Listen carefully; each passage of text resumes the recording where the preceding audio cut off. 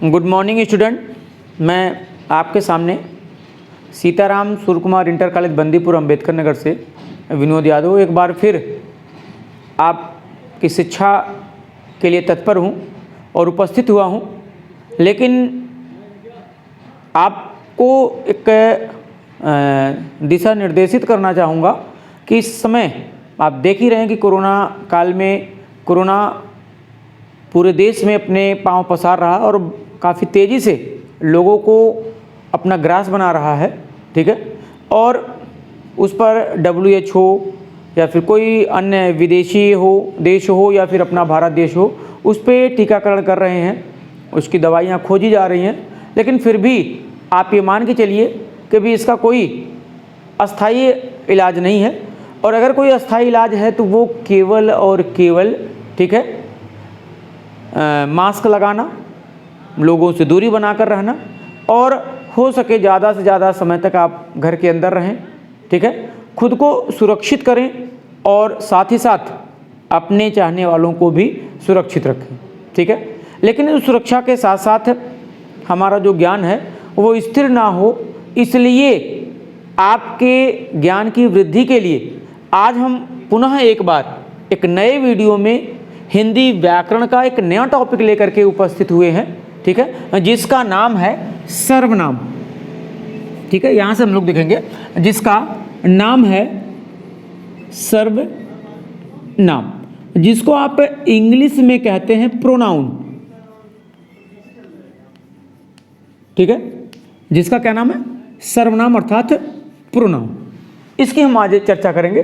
पिछले 3 वीडियो में आपने संज्ञा का अर्थ, संज्ञा की परिभाषा, ठीक है, संज्ञा के प्रकार और उनके प्रकारों अर्थात भेदों के विषय में आपने जाना समझा, और अपेक्षा करते हैं कि आपने उसको अपनी कॉपी में अच्छे से नोट करके आपने उसको कंठस्थ भी कर लिया होगा, ठीक है। क्योंकि पढ़ाई तभी उपयोगी होती है जब वो हमें याद हो और जब किसी परीक्षा विशेष में पूछे जाने पर उसका हम उत्तर दे सकें, ठीक है। इसलिए बच्चों ये वीडियो भले ही आपको रोचक ना लगे, हमारी कई बातें आपको रोचक ना लगें, लेकिन मैं आपको ये श्योर करा देना चाहता हूँ कि मेरे द्वारा पढ़ाया गया जो भी ज्ञान है वो आपको निश्चित ही, ठीक है, अच्छा लगेगा और आपके जो विचार हैं, जो आपके कॉन्सेप्ट हैं, उसको क्लियर करेगा, ठीक है। तो हमारा जो टॉपिक है सर्वनाम, देखते हैं। सबसे पहले हम सर्वनाम शब्द के अर्थ को देखेंगे, ठीक है। किसको देखेंगे? सर्वनाम शब्द के अर्थ को, यानी सर्वनाम शब्द का जो शाब्दिक अर्थ होता है वो उसके नाम में ही छिपा हुआ है, ठीक है। सर्वनाम शब्द का शाब्दिक अर्थ हुआ सर्वनाम अर्थात सभी का नाम, ठीक है। सभी के नाम को ही क्या कहा जाता है? सर्वनाम कहा जाता है। और इसी के नाम में इसकी परिभाषा भी छुपी हुई है। कैसे? उस पर देखिए, हमने क्या कहा कि सर्वनाम शब्द का शाब्दिक अर्थ है सर्व माने सभी, और नाम का अर्थ हो गया संज्ञा, जो आप कहते हैं, ठीक है। यानी सभी के नामों को ही सर्वनाम कहते हैं, यानी सभी के नाम को सर्वनाम कहते हैं। अब परिभाषा क्या बनती है कि जिस शब्द से, या आप सिंपल रूप में कहें कि संज्ञा के स्थान पर, ठीक है, संज्ञा शब्द के स्थान पर हम जिन शब्दों का प्रयोग करते हैं, किसके स्थान पर? संज्ञा शब्द के स्थान पर हम जिन शब्दों का प्रयोग करते हैं उसे ही सर्वनाम कहते हैं। क्लियर? उसको हम एग्जाम्पल के माध्यम से देखेंगे, लेकिन सबसे पहले हम उसकी डिफिनेशन को यहाँ पर देखेंगे। देखिए, सर्वनाम शब्द का, ऐसे आप लिखिए साथ में, सर्वनाम शब्द का शाब्दिक, सर्वनाम शब्द का शाब्दिक अर्थ है, ठीक है। क्या अर्थ है?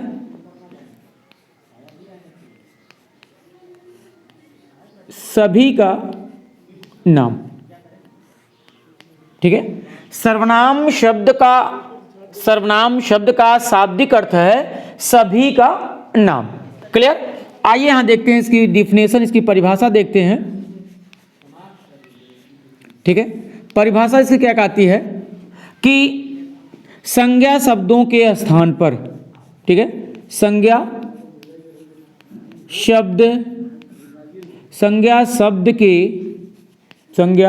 शब्द के स्थान पर प्रयुक्त या आप कह सकते हैं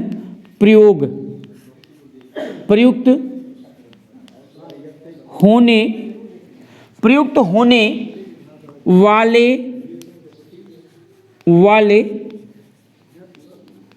शब्दों को ही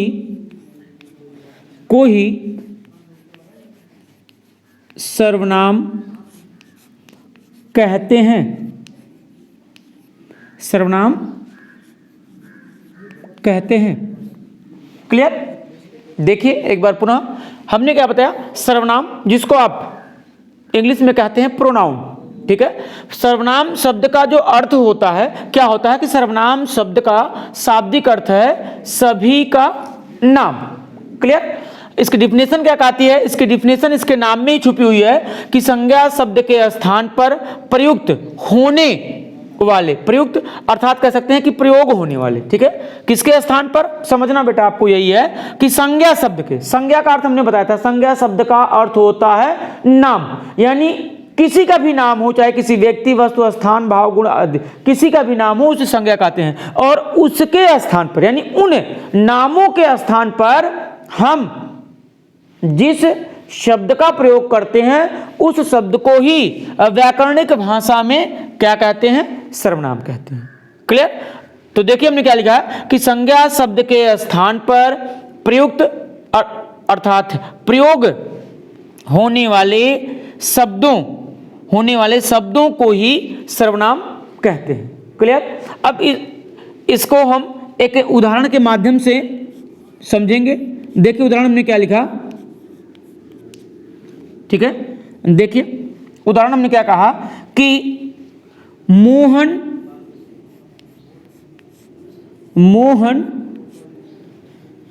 विद्यालय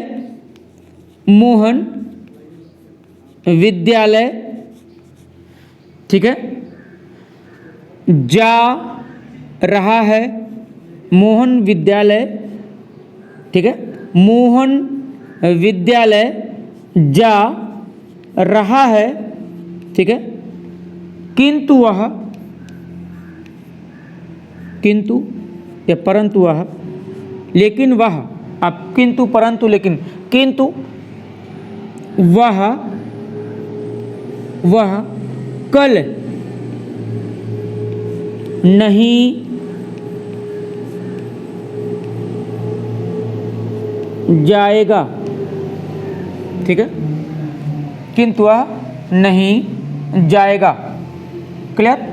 देखिए हमने क्या एग्जाम्पल दिया कि मोहन विद्यालय जा रहा है किंतु वह कल नहीं जाएगा। तो इसमें देखिए एक शब्द आया है मोहन। मोहन क्या है? व्याकरणिक रूप से मोहन किसी बालक या किसी बच्चे का नाम है, तो जब किसी का नाम है तो ये संज्ञा हो गया। क्लियर? अब मोहन के विषय में बताया जा रहा है कि मोहन विद्यालय जा रहा है। क्लियर? मोहन विद्यालय जा रहा है किंतु वह कल नहीं जाएगा। कौन नहीं जाएगा? एक मन में आपके प्रश्न उत्पन्न हुए, एक जिज्ञासा उत्पन्न हुई। अगर मैं आपसे पूछूं कि कौन नहीं जाएगा तो आप कहेंगे मोहन। ठीक है, मोहन नहीं जाएगा।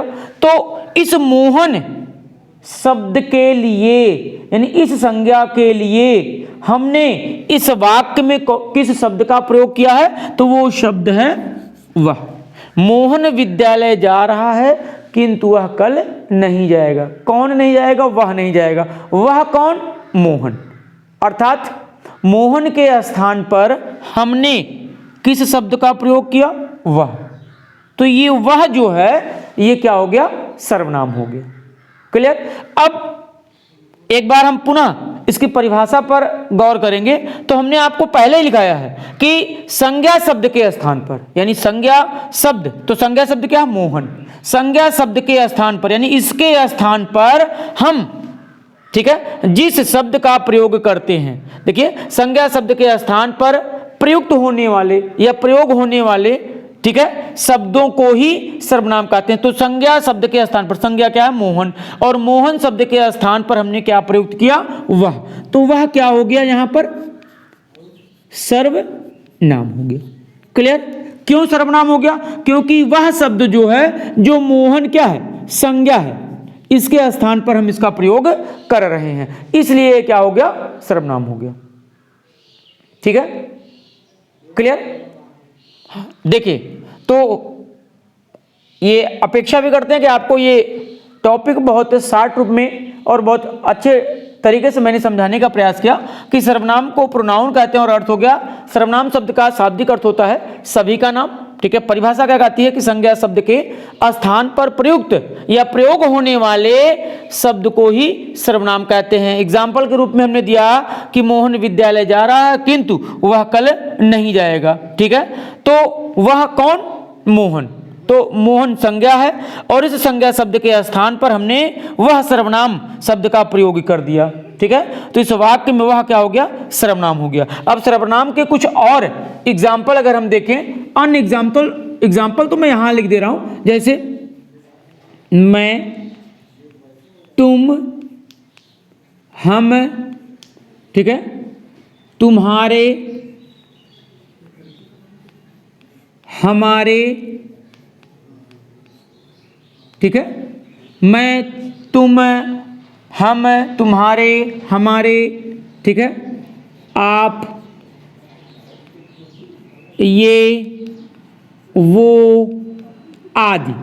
ठीक है, ये सारे शब्द क्या हो गए? ये सारे शब्द जो है ये सर्वनाम के एग्जाम्पल हो गए, सर्वनाम के उदाहरण हो गए। देखिए, मैं, तुम, हम, तुम्हारे, हमारे, आप, ये तुम और आप एक ही है, ये आदर सूचक शब्द हो गया, ये, वो, वे, कुछ भी कह सकते हैं, आदि। ऐसे शब्द जो होते हैं, ऐसे शब्दों को ही सर्वनाम कहा जाता है।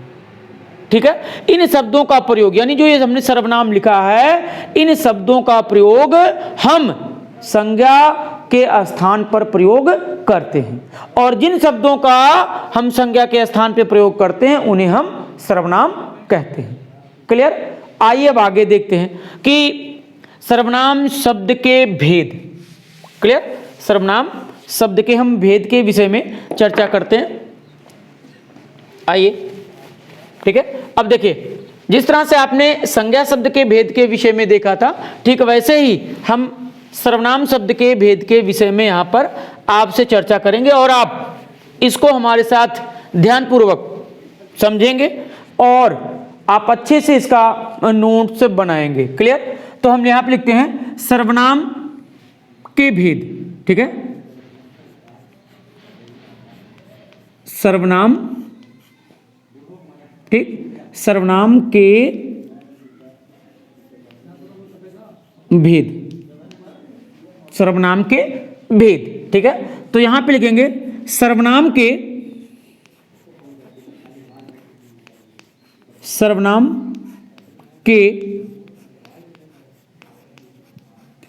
निम्नलिखित, सर्वनाम के निम्नलिखित 6 भेद हैं। ठीक है, यहां पे हम देख रहे हैं सर्वनाम, प्रोनाउन और सर्वनाम के भेद। क्लियर? सर्वनाम के निम्नलिखित 6 भेद हैं। ठीक, जिसको आप 6 कहते हैं। इसमें से सबसे पहले हम देखेंगे, क्लियर, पुरुषवाचक सर्वनाम, पुरुषवाचक सर्वनाम। ठीक है, दूसरा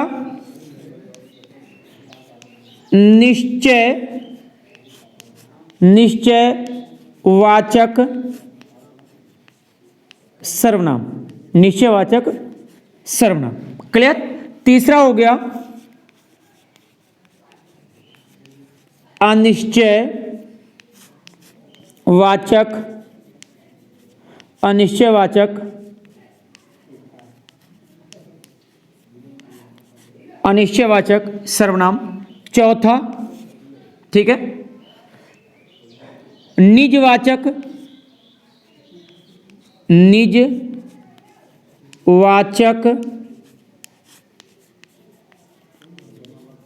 निजवाचक सर्वनाम। ठीक। पांचवा हो गया प्रश्नवाचक, प्रश्नवाचक सर्वनाम, प्रश्नवाचक सर्वनाम। और छठा हो गया आपका संबंध,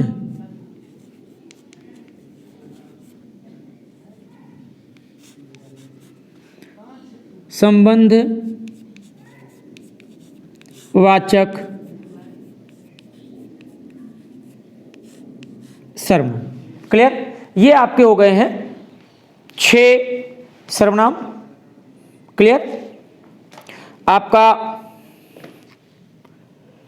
ठीक है, पहला देखिए, पहला हमने क्या कहा कि सर्वनाम, सर्वनाम के भेद, या इसको आप प्रकार कह सकते हैं। सर्वनाम शब्द के निम्नलिखित या सर्वनाम के निम्नलिखित 6 भेद हैं। ठीक है, पहला पुरुषवाचक सर्वनाम, दूसरा निश्चयवाचक सर्वनाम, तीसरा अनिश्चयवाचक सर्वनाम, चौथा निजवाचक सर्वनाम, पांचवा प्रश्नवाचक सर्वनाम, और छठा आपका जो है वो है संबंधवाचक सर्वनाम। क्लियर। और इसी में 2 एक यानी पुरुषवाचक सर्वनाम के भेद भी किए गए हैं। ठीक है, कभी कभी ये पूछता है कि पुरुषवाचक सर्वनाम के कितने भेद हैं। ठीक है, तो आप याद रखिएगा कि पुरुषवाचक सर्वनाम के 3 भेद हैं। कितने? 3 हो गए। किसके बताइए? पुरुषवाचक सर्वनाम। ठीक है, पुरुषवाचक सर्वनाम में सबसे पहला होता है उत्तम। ठीक है, उत्तम पुरुष। क्लियर। दूसरा मध्यम पुरुष, और तीसरा आपका होता है अन्य पुरुष। क्लियर। ये किसके हैं? पुरुषवाचक सर्वनाम के 3 भेद होते हैं। कौन कौन से? कभी कभी ये पेपर में भी पूछ लेता है और नहीं भी पूछता है, तो आगे आने वाले समय में कंपटीशन में ये बहुतायत परीक्षाओं में पूछता है कि पुरुषवाचक। जब आपसे पूछेगा कि सर्वनाम के कितने भेद हैं, तो आप बताएंगे कि सर्वनाम के 6 भेद हैं। कौन कौन से? पुरुषवाचक सर्वनाम, निश्चयवाचक सर्वनाम, अनिश्चयवाचक सर्वनाम, निजवाचक सर्वनाम, प्रश्नवाचक सर्वनाम और संबंधवाचक सर्वनाम। लेकिन यदि आपसे पूछ लिया जाए कि पुरुषवाचक सर्वनाम के कितने भेद हैं, तो आपका जवाब होना चाहिए कि 3 भेद हैं। वो कौन कौन से हैं वो आपके जेहन में होना चाहिए, आपके दिमाग में होना चाहिए। पहला कौन सा? उत्तम पुरुष, दूसरा मध्यम पुरुष, और तीसरा अन्य पुरुष। ठीक है, उत्तम पुरुष जो होता है, यहां पे मैं शॉर्ट में डिटेल में मैं आपको और बताऊंगा। उत्तम पुरुष जो व्यक्ति कहता है, ठीक है, यानी जो वक्ता होता है, जो कहने वाला होता है, उसी को उत्तम पुरुष कहते हैं। यानी आप कह सकते हैं कि स्वयं के लिए। ठीक है, अगर मैं आपसे कुछ बोल रहा हूं, तो मैं जो बोल रहा हूं, यानी कौन कह रहा? मैं कह रहा हूं ना, तो ये मैं क्या हो गया? उत्तम पुरुष। और जो वक्ता की बात को सुनता है, यानी जो आप मेरी बातों को सुन रहे हैं, तो वो आप क्या हो गए? मध्यम पुरुष। ठीक है, और तीसरा क्या कह दिए? अन्य पुरुष। जिसके विषय में वक्ता जब कुछ कहता है, श्रोता उसको सुनता है, और जिसके विषय में कहा जाता है, वो क्या हो गया? अन्य पुरुष। जैसे अगर एक एग्जांपल दूं, तो मैं आपसे कह रहा हूं, ठीक है, कि मैंने तुमसे कहा कि महात्मा गांधी जी हमारे देश के राष्ट्रपिता हैं। क्लियर। मैंने तुमसे कहा कि महात्मा गांधी जी, ठीक है, हमारे देश के क्या? राष्ट्रपिता हैं। तो किसने कहा? मैंने कहा। तो मैं क्या हो गया? मैं, हम, हमारा। ठीक है, ये सब क्या हो गया? उत्तम पुरुष हो गया। मध्यम पुरुष तुम, तुम्हारा आदि कर लो।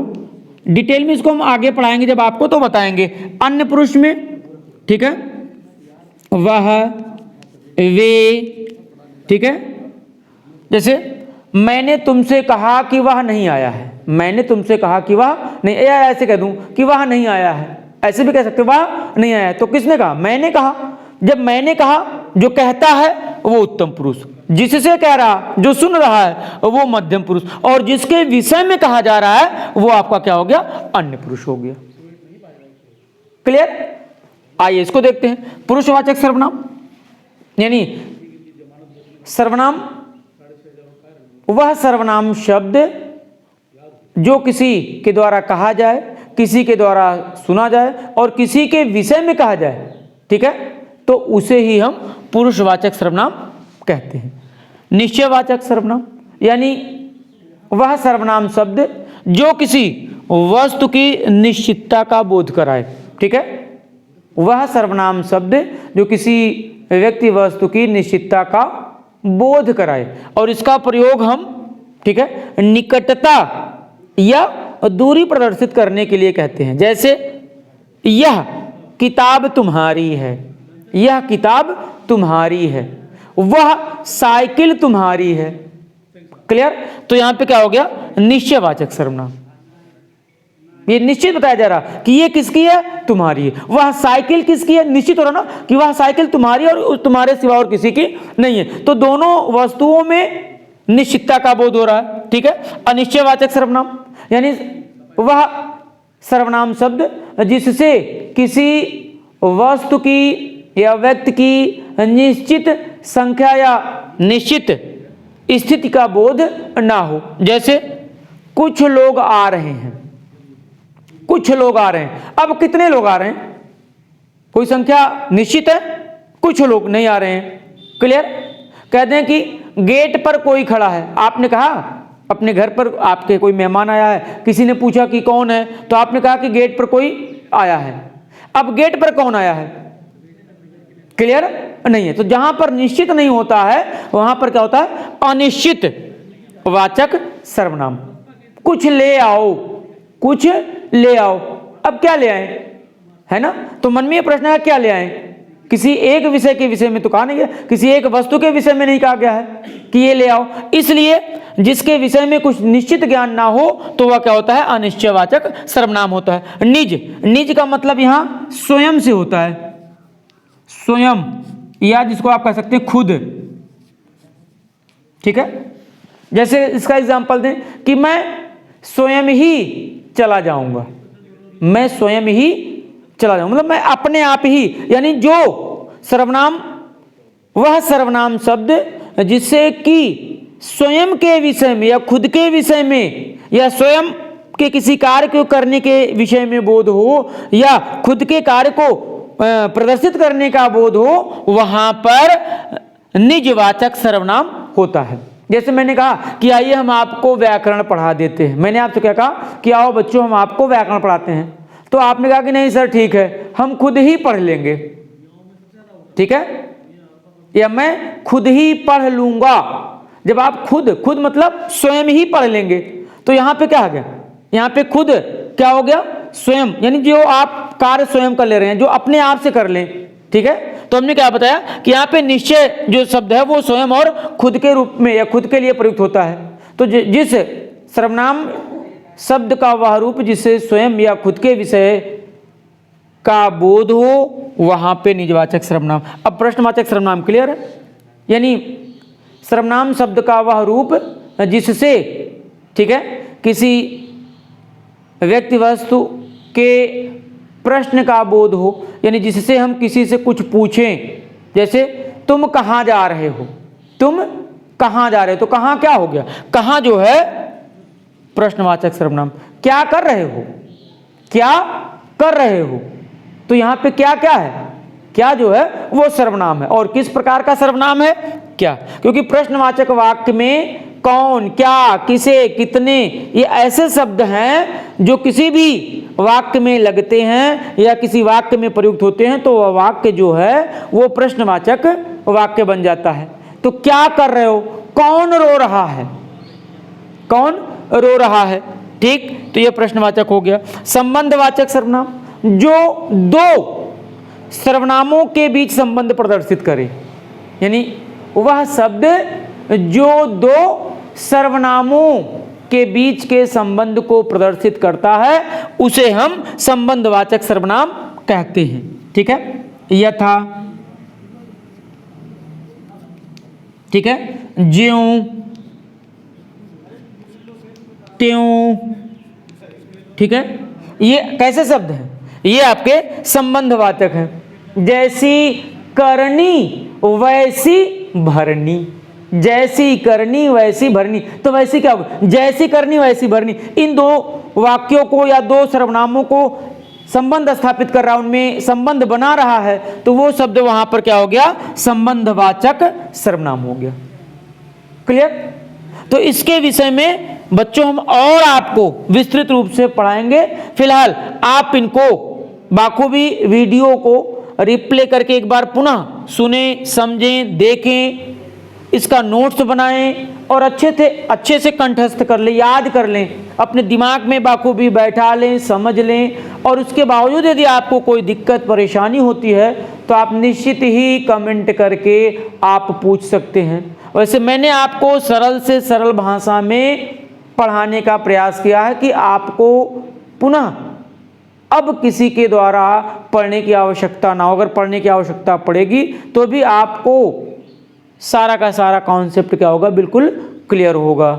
ठीक है, तो बस आज इतना ही। फिर अगली वीडियो में मैं आपको सर्वनाम के इन भेदों के विषय में विस्तार से बताऊंगा।